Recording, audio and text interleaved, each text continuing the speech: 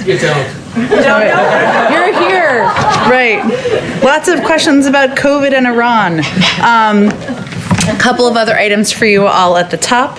A new survey just yesterday from Invest in America and Data for Progress found that 73% of voters backed the American Jobs Plan. That includes the support of 57% of Republican voters.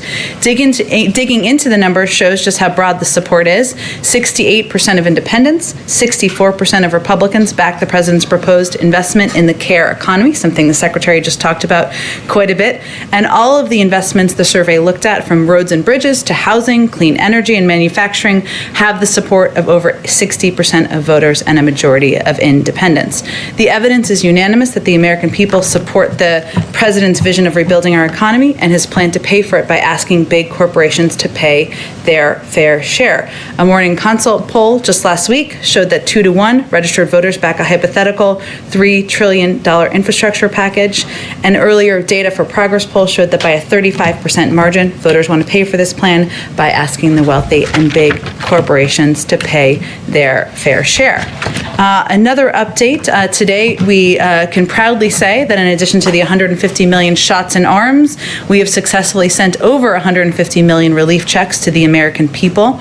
The fourth batch of the economic impact payments from the American Rescue Plan totals more than 25 million payments, which brings the total dispersed so far to more than 156 million payments, totaling $372 billion since the plan was signed into law less than a month ago.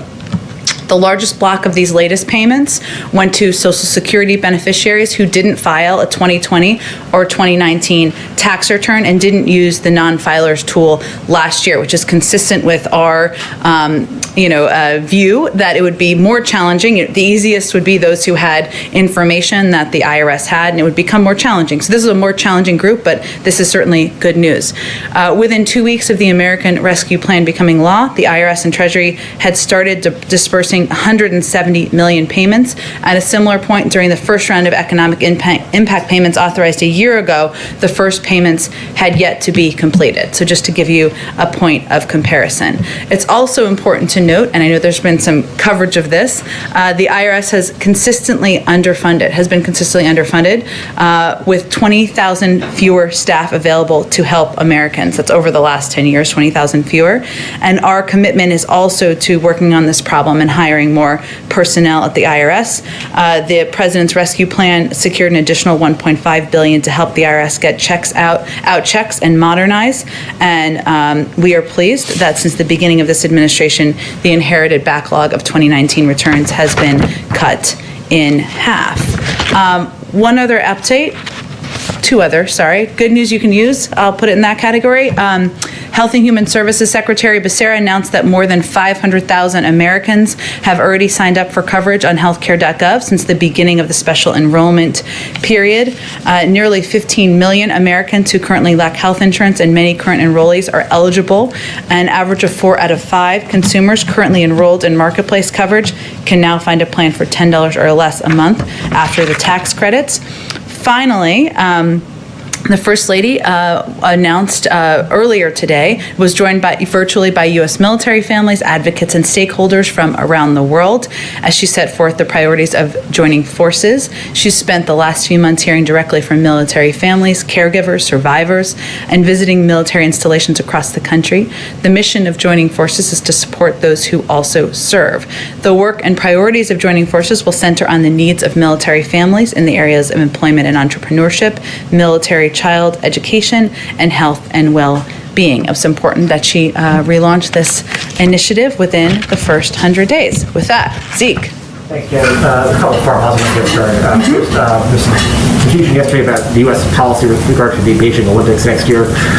Is it the U.S. policy now that American athletes will participate in those Olympics, and is the U.S. government going to encourage American spectators to travel to China to view those games? Well, these are the Winter Olympics of next winter, I should say, so sometime away as it relates to the second part of your question. And certainly our hope is that we are at a point where enough people across the country and hopefully around the world have been vaccinated, but we will rely on health and medical experts on that particular piece. Our position on the 2022 Olympics has not changed. We have not discussed and are not discussing any joint boycott with allies and partners. We, of course, consult closely with allies and partners at all levels to define our common concerns and establish a shared approach, but there's no discussion underway of a change in our plans regarding the Beijing Olympics from the United States point of view. And then, two questions on timelines. One with regards to the ongoing talks in Geneva right now regarding the JCPOA. What is the timetable for bringing Iran back into compliance and in terms of the breakout time for the potential of a nuclear weapon? The timeline for getting them back at the table for direct... What is the ultimate timeline in terms of getting them back to the table? Not the timeline for the specific round of talks, but the longer-term times at the table to get them back into compliance. Well, look, first I would say, the talks are continuing today in Vienna. It's only the second day of talks. You may have seen a tweet from one of the European officials attending who called this, said there's unity and ambition, and that was their description of the conversations. This is just a constructive early step. We're at the earliest part of the process here. The primary issues, as you know, that will be discussed are both steps that would need to be taken for Iran to come back into compliance and the sanctions relief steps that the United States would need to take. But we expect these conversations to be difficult. We expect this to be a long process, and we're very much at just the beginning period. There is time from the U.S. perspective for these talks to continue. Is that months? Is that years? What scale are we looking at? I can't put a timeline on it, Zeke. We do feel, of course, that diplomacy is the right way to approach this challenge. That doing that in coordination and close cooperation with our partners is also exactly the right approach. That's what we're doing and what we're focused on now. It is a good sign and a good step that we are engaged in, even though these conversations are not direct at this point in time.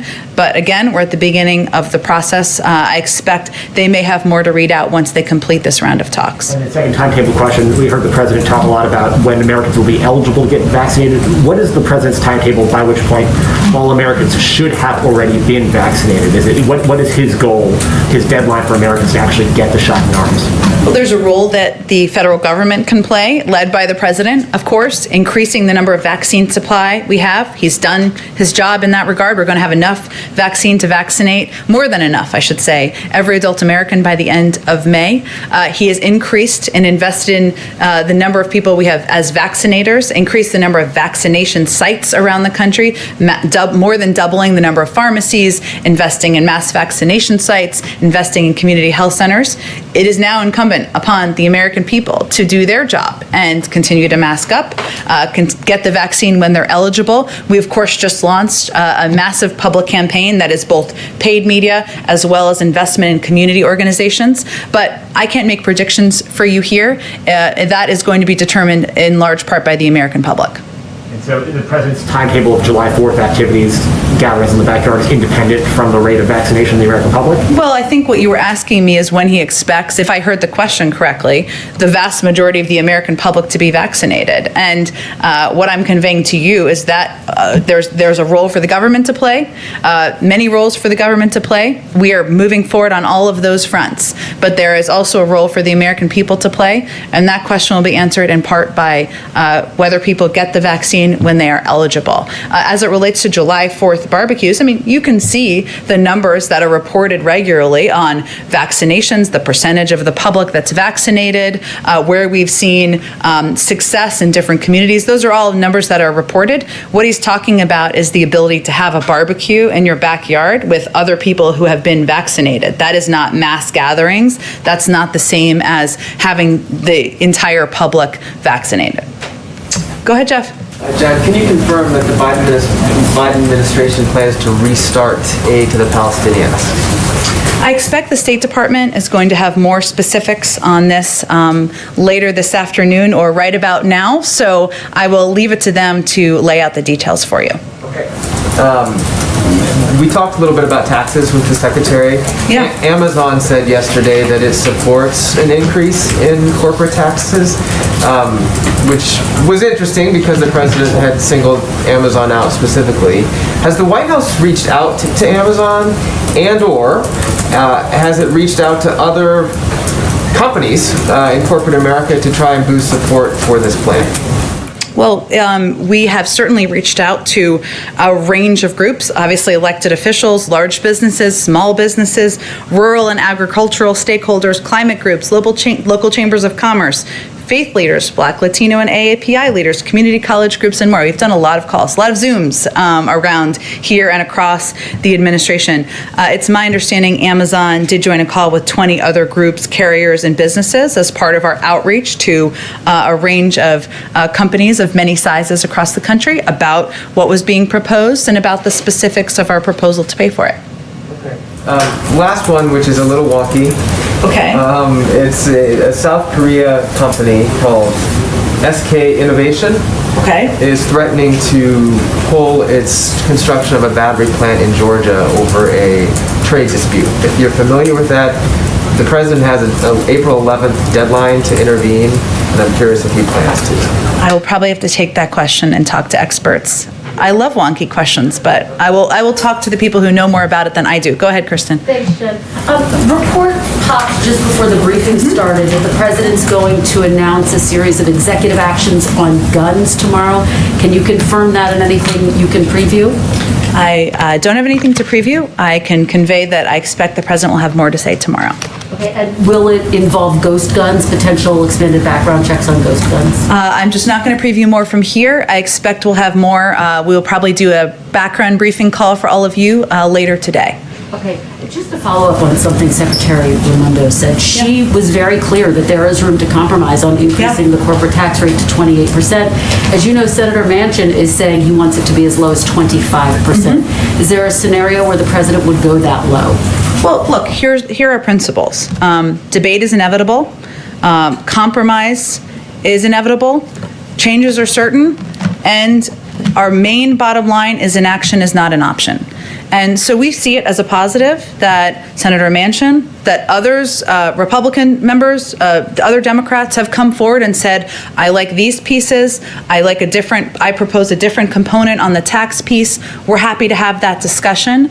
And what we are seeing, though, is broad agreement about the need to invest in and modernize our infrastructure. Could you get everything you wanted in the bill at 25%? Well, just like any discussion or negotiation, there's lots of factors. It's like a Rubik's Cube. I don't know if that's the right analogy, but if you are proposing a lower tax rate, then you have to make some decisions. What would you compromise on that? We're going to have those discussions with members of Congress. I expect the president will welcome members of both parties here when they return next week, and he'll have those discussions with them. We're having them with committee staffers, with staffers on the Hill, to see what the push and pull can be, where there is agreement. Let's start there. Where there are alternative ideas, additional ideas. Remember, some members are proposing to make the package smaller. Some are proposing to make it larger. That's all a part of the discussion. You said yesterday, Jen, the president continues to believe that there is a bipartisan path forward. Is that realistic, given the backlash that you've seen so far from Republicans? And if the president can't win over any Republicans, is he staying true to that promise of ushering in a spirit of bipartisanship? Well, here's how the president sees it. Democrats and Republicans will have ideas about what they like or don't like about the plan. That's a good thing. That's democracy in action. That's the American way. Our view, his view, is we don't just fix what is broken today, we build for tomorrow. And his idea of infrastructure is evolving, is that it should evolve to address the needs of the American people. We believe there is a fair amount of opportunity for agreement, that we are open to compromise, we welcome the debate, and we'll look forward to having those conversations when members return. You would pass it along party lines if you needed to. I don't think we're quite there yet. The president believes there is an opportunity to work with Democrats and Republicans, that there is agreement on the need to modernize our infrastructure. There is agreement that we need to do more to compete with China. Let's start with areas where we agree and have a discussion from there. Go ahead. Two things, and thanks for confirming the timing on guns specifically. First, in a COVID-related matter, there are reports that during the transition, the incoming administration received a June 2020 report from Trump officials concluding that Emergent Biosolutions, that plant in Baltimore that spoiled some J&J vaccine doses, had oversight and quality assurance issues. Is that accurate? And if you guys had this report before taking office, why were steps not taken sooner regarding that facility? Well, first let me say that the facility is not approved by the FDA. That's in fact the process working, and the FDA is taking a look at whether any manufacturing facility meets the standards that would be required to produce and put out doses that will go into the arms of the American people. There are not a broad swath of options for manufacturing facilities across the country. So HHS and others can give you more specifics of what the options are that are available, but our focus is on getting vaccines produced, distributed in the arms of the American people, and to relying on the process that is in place by the United States government. We have one of the most stringent set of review processes in the world. So in our view, this is the process working. We remain on track to have the number of doses, enough doses to vaccinate the entire, all adult Americans by the end of May. This has not impacted that. I don't hear you, though, confirming or denying that report. I'd have to check on the specifics of the receipt of a report, but again, it's still not approved by the FDA, the manufacturing facility and the site. And then Amnesty International says that Alexei Navalny is being incarcerated in conditions that amount to torture and maybe slowly killing him. Is there any reaction from here regarding that? Also, you said on February 23rd, I think you said a few times since, that it would be weeks, not months, before the Biden administration responded to the SolarWinds hack and other Russian misconduct. I also recall you telling us some of it would be seen, some of it would not. Any updates on all that? Weeks, there's lots of ways to define it. Still weeks. It is still weeks, not months away. I don't have an update on the exact timeline. I will say on the reports you referenced of Mr. Navalny, we are disturbed by reports that Mr. Navalny's health is worsening, that he's on a hunger strike to demand access to outside medical care.